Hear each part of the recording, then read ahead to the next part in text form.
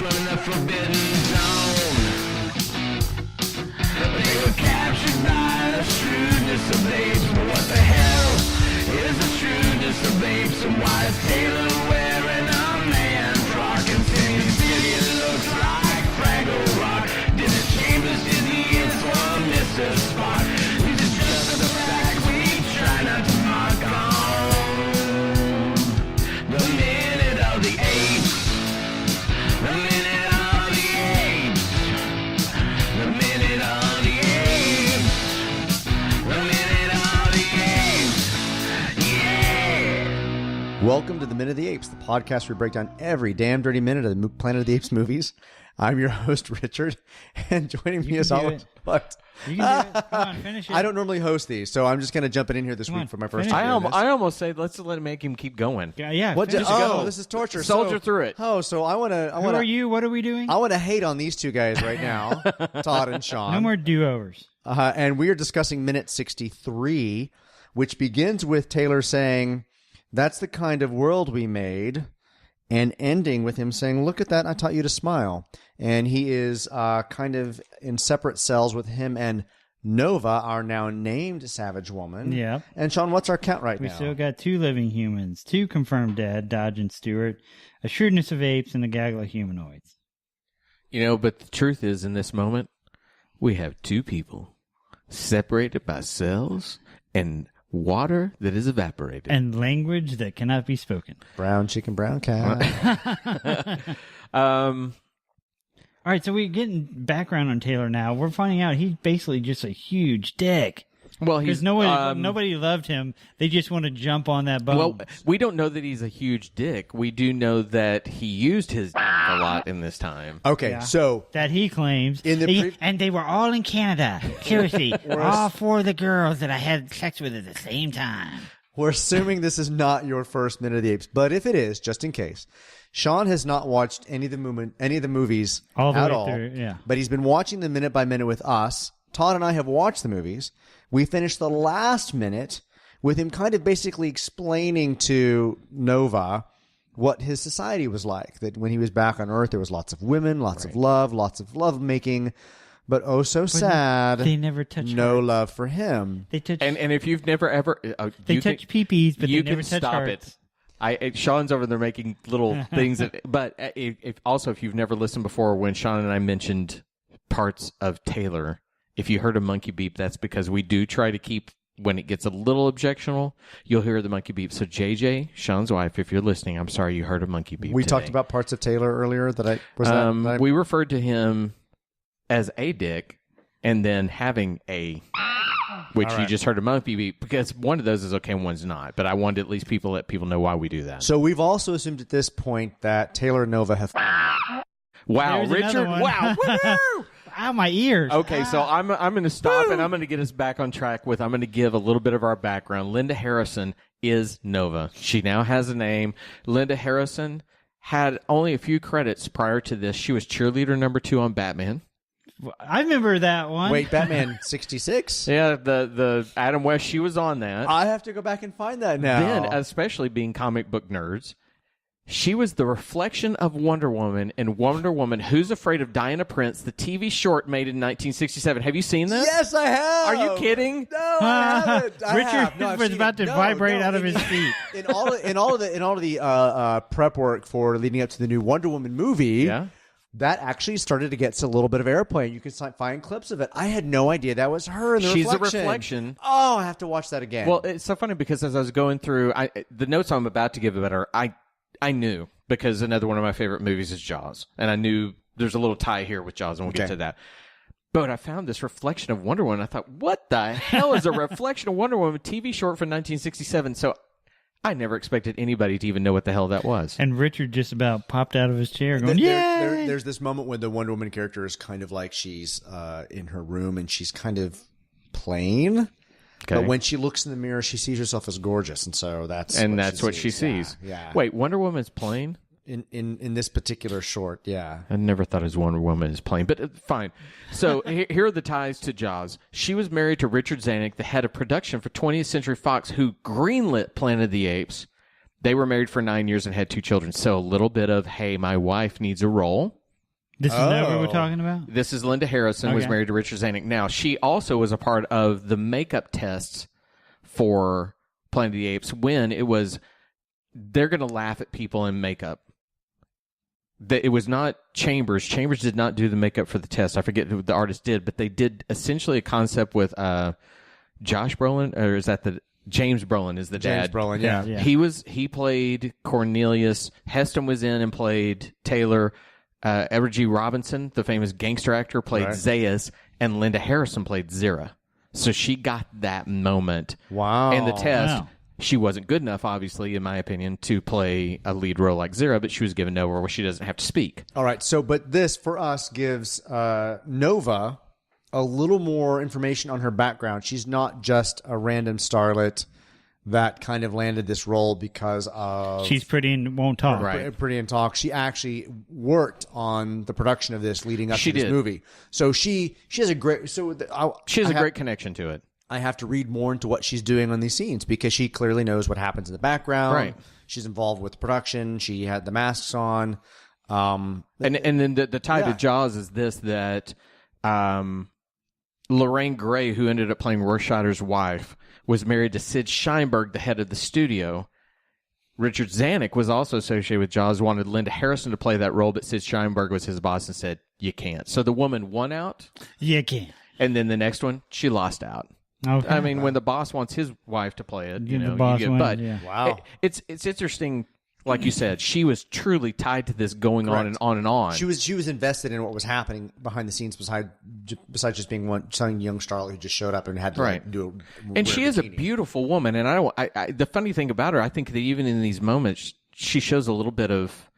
You got Kim Hunter doing all that behind the makeup and showing the wheels churning With the mask, yeah. I don't think Nova is just devoid of interaction. She's not just this blank slate who's a beautiful woman. She actually gives a little bit back in the scenes too. And honestly, I have to give her more credit again now, knowing her background in the making of this film.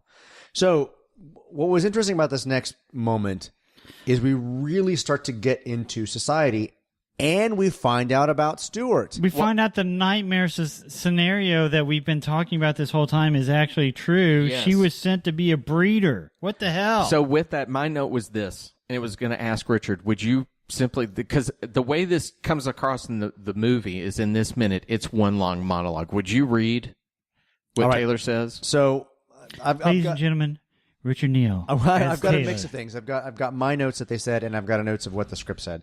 So that's the kind of role we made. So I left it because there was no one to keep me there, no one to hold me. Did I tell you about Stewart? Nice little segue. By the way, no one to hold me. By the way, did I tell you about Stewart? Did I tell you about Stewart? We had all this lovemaking, and no one loved me. By the way, let me tell you about my sex bot. There was a lovely girl, the most precious cargo we bought.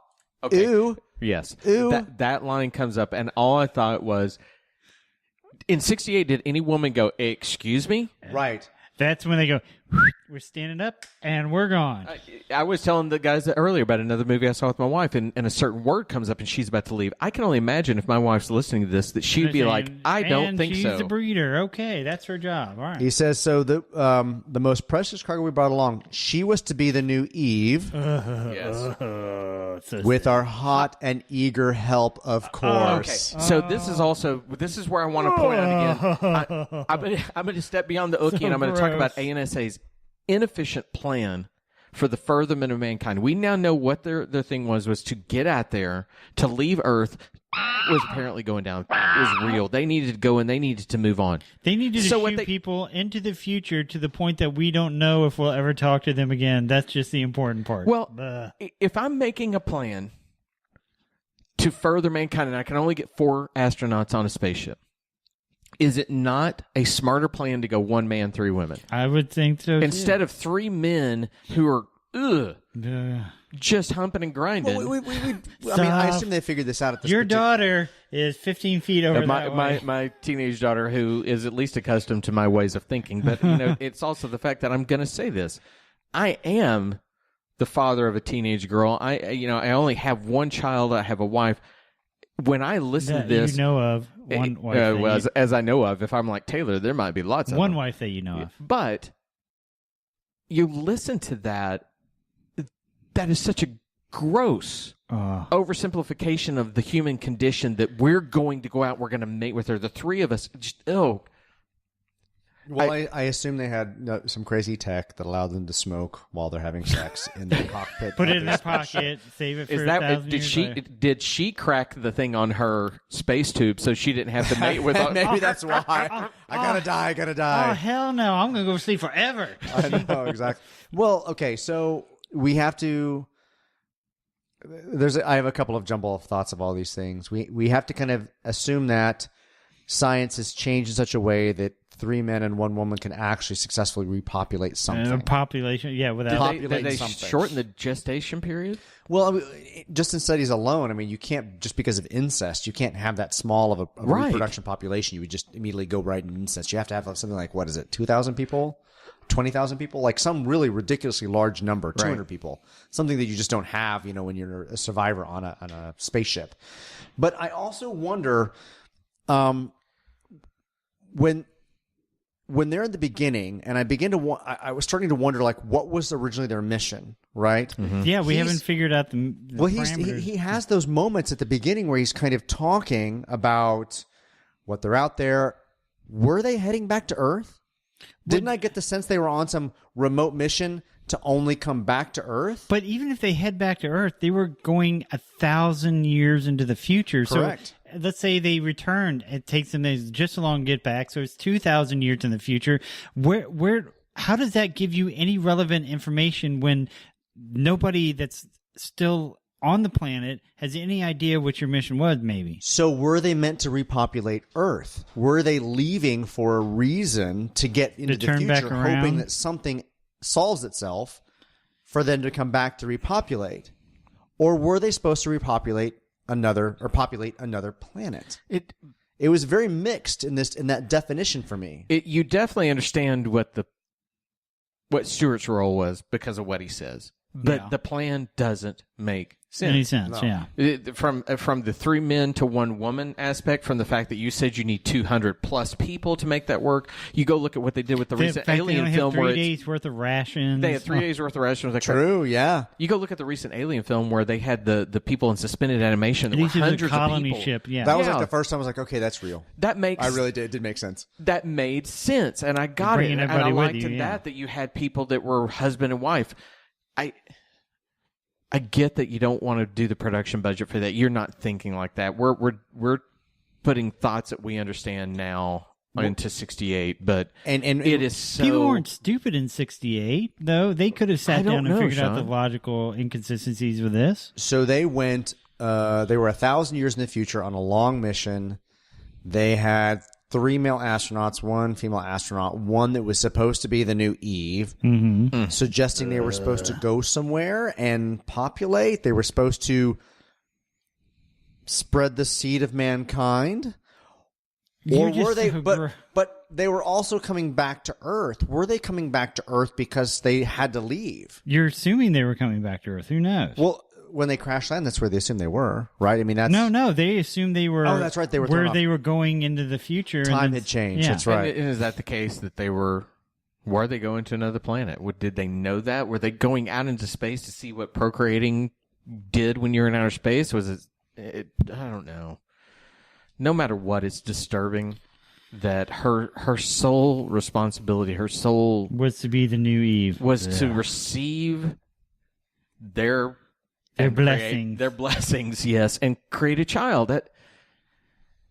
That is some up rationale. But it explains completely why when they're walking in the forbidden zone, where Taylor is kind of having that aggressive conversation with Landon.